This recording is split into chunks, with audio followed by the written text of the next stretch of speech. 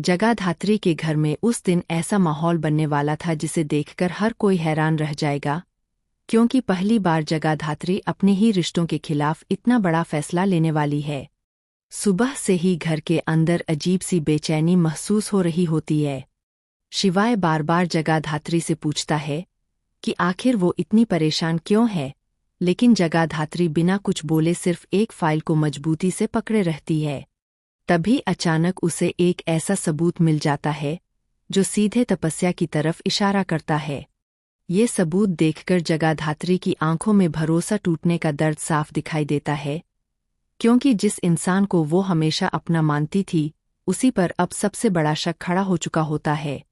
दूसरी तरफ तपस्या पूरे घर के सामने खुद को मासूम दिखाने की कोशिश करती है और कहती है कि कोई उसे फंसाने की साजिश कर रहा है, लेकिन जगाधात्री इस बार चुप रहने वालों में से नहीं होती। वो धीरे धीरे पूरे मामले की कड़ियां जोड़ती है और उसे समझ आने लगता है कि पिछले कई दिनों से घर में जो भी घटनाएं हो रही थी उनके पीछे कहीं ना कहीं तपस्या का हाथ जरूर है। तभी कहानी में सबसे बड़ा ट्विस्ट आता है जब जगाधात्री सबके सामने वो रिकॉर्डिंग चला देती है, जिसे सुनकर घर के सभी लोग दंग रह जाते हैं। रिकॉर्डिंग में किसी की आवाज़ साफ सुनाई देती है जो एक खतरनाक प्लान की बात कर रहा होता है, और शक सीधा तपस्या पर जाता है। ये सुनते ही माया और महेश के चेहरे का रंग उड़ जाता है, जबकि अर्शी बार बार तपस्या से सच बोलने के लिए कहती है।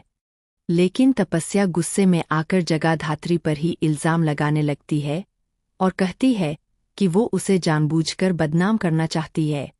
माहौल इतना गर्म हो जाता है कि घर के लोग दो हिस्सों में बंट जाते हैं।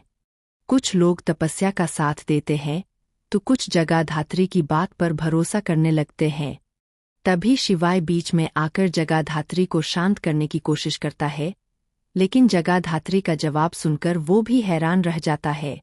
जगाधात्री कहती है कि इस बार मामला सिर्फ रिश्तों का नहीं बल्कि सच और कानून का है, और अगर कोई गलत है तो उसे सजा जरूर मिलेगी, चाहे वो अपना ही क्यों ना हो।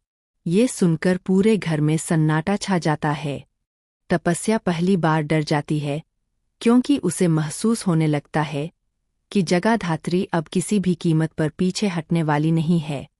दूसरी तरफ पुलिस स्टेशन में भी हलचल तेज हो जाती है, क्योंकि जगाधात्री खुद वहां पहुंचकर तपस्या के खिलाफ सारे सबूत जमा कराने का फैसला ले लेती है। जैसे ही ये खबर घर तक पहुंचती है, सब लोग घबरा जाते हैं। माया तुरंत जगाधात्री को रोकने की कोशिश करती है और कहती है कि घर की बात घर में ही खत्म कर दो, लेकिन जगाधात्री साफ मना कर देती है।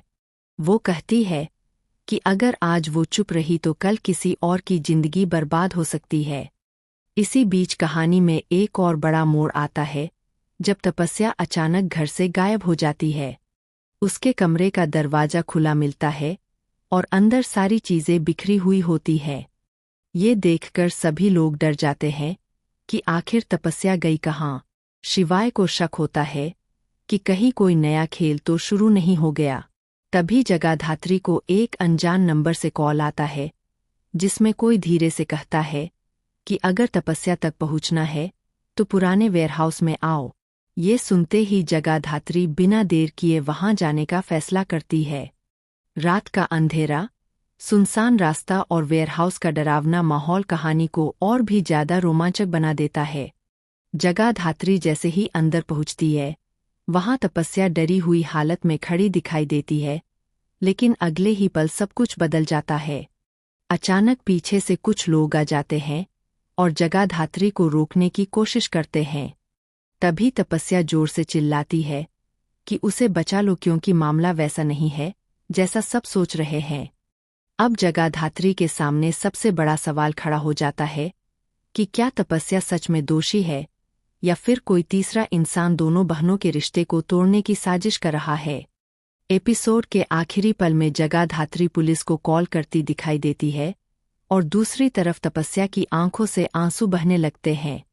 लेकिन सबसे बड़ा झटका तब लगता है जब वेयरहाउस के अंधेरे कोने से एक नकाबपोश इंसान बाहर आता है और उसका चेहरा देखकर जगाधात्री पूरी तरह हैरान रह जाती है। अब आने वाले एपिसोड में पता चलेगा कि आखिर असली मास्टरमाइंड कौन है क्या तपस्या सच में गिरफ्तार होगी या फिर कहानी में कोई ऐसा राज सामने आएगा जो पूरे परिवार की नींव हिला देगा।